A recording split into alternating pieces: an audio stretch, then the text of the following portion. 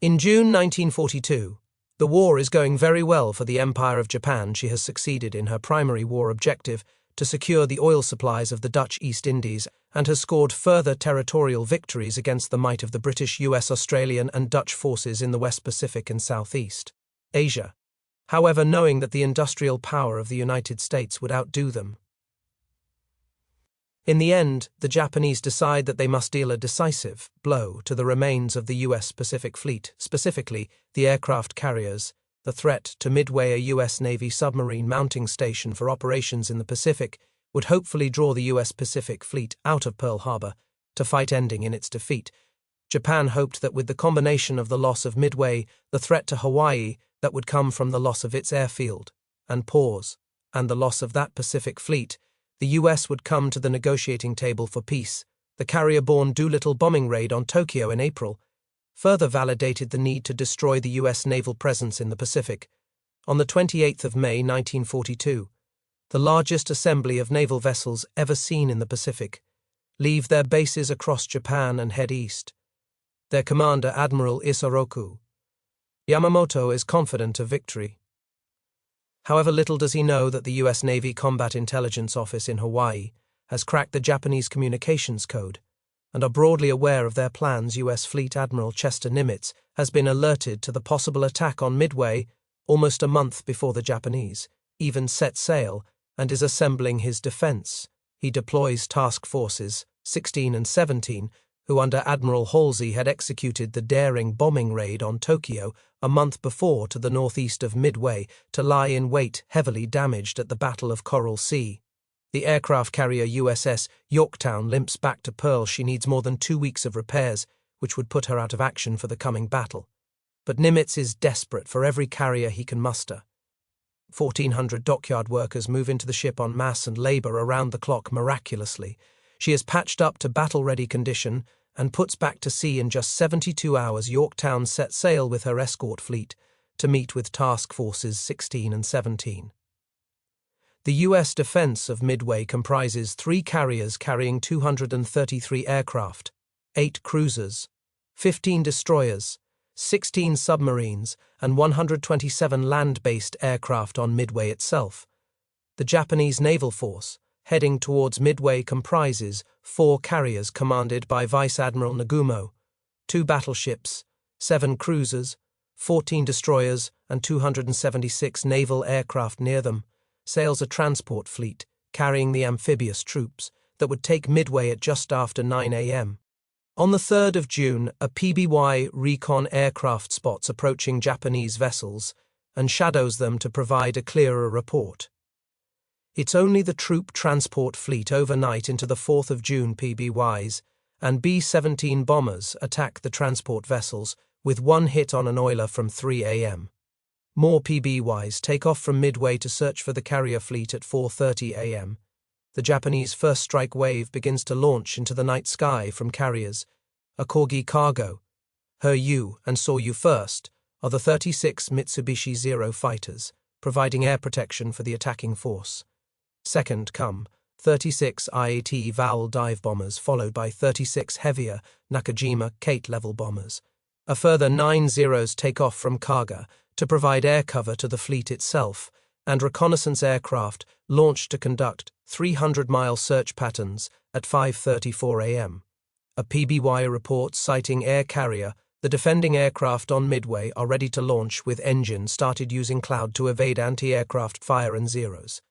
The PBY's reports a further sighting at 5:52 of 2 carriers.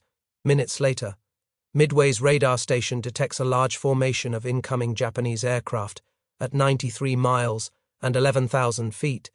The air raid sirens wail into life, and Marine Buffalo and Wildcat fighters are scrambled to meet the raiding force of 108 aircraft. Next up are the 16 Dauntless and 11 Vindicator dive bombers, followed by 6 Avenger torpedo bombers and full B-26 Marauders. Many of the aircraft launch are considered obsolete. The 37 bombers make calls for the Japanese carrier group _hit. The US fighters have gained height advantage over the incoming Japanese, and at 6:16 a.m. dive on the bombers, the superior Zeros move in and engaged the Buffaloes and Wildcats. During a confused few minutes of dogfighting, the Zeros mauled the American fighters, shooting down 13 Buffaloes and 2 Wildcats. The Marine pilots have put off a gallant fight against hopeless odds, with Japanese reports later overestimating their numbers. But their obsolete aircraft are just no match for the Zeros. Nearly unscathed from the attack, the Japanese attacked Midway with a lack of aircraft targets on the ground. The level bombing Kates hit the island's oil tanks and the AAA installations that are putting up a vicious wall of fire to meet them. The dive bombing Vowels attack hangars supporting installations and the powerhouse. The main hangar erupts in flame, having dropped their fuel tanks.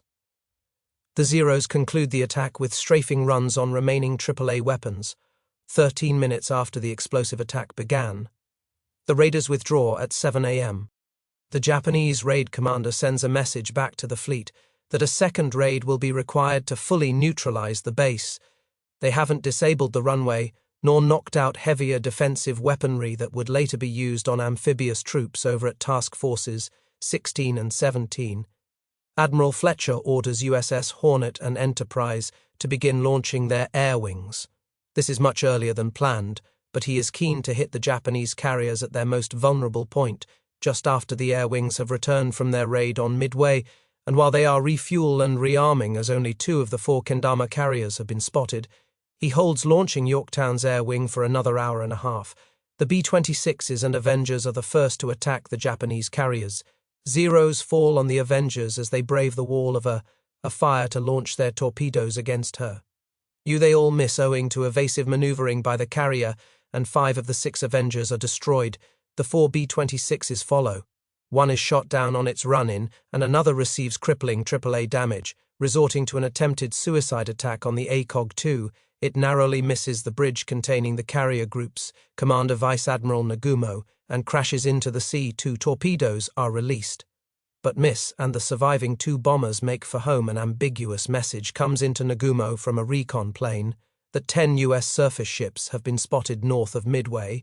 While reflecting on what to do with this information at 7:48 a.m.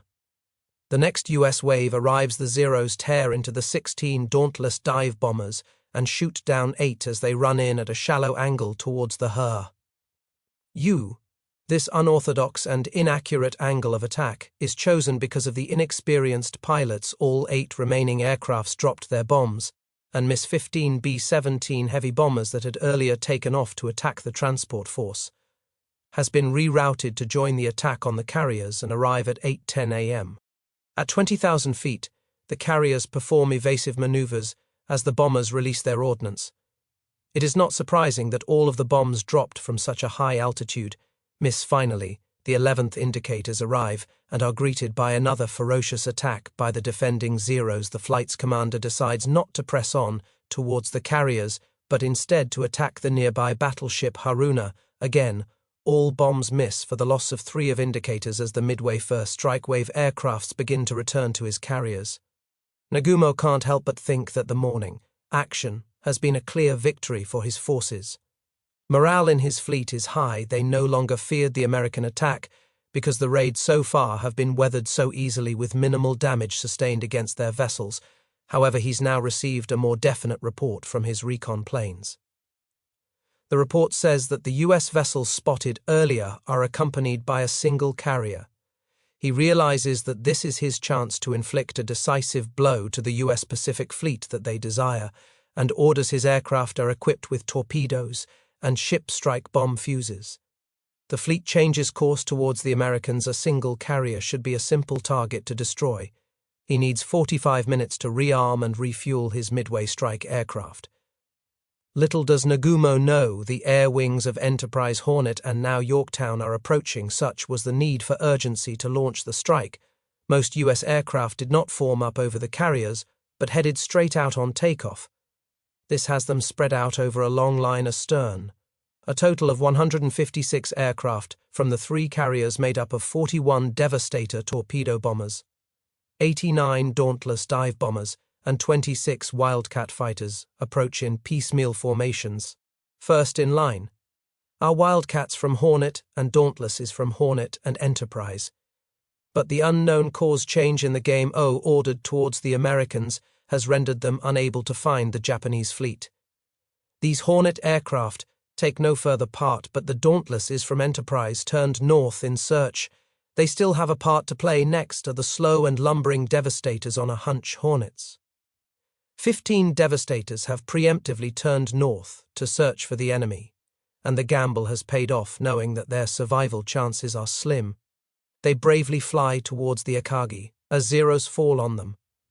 14 of the 15 aircraft are blown to pieces on the run-in by Zeros, and a fire. Only one Devastator makes it to drop its torpedo, which misses before meeting the same fate as the others. An entire squadron shot down, with only one survivor almost immediately. 14 Devastators from Enterprise begin their attack. For some reason, they don't signal for their escorting Wildcats to drop from the clouds to protect them from the Zeros, and they start their run towards cargo. A similarly brutal fate awaits them.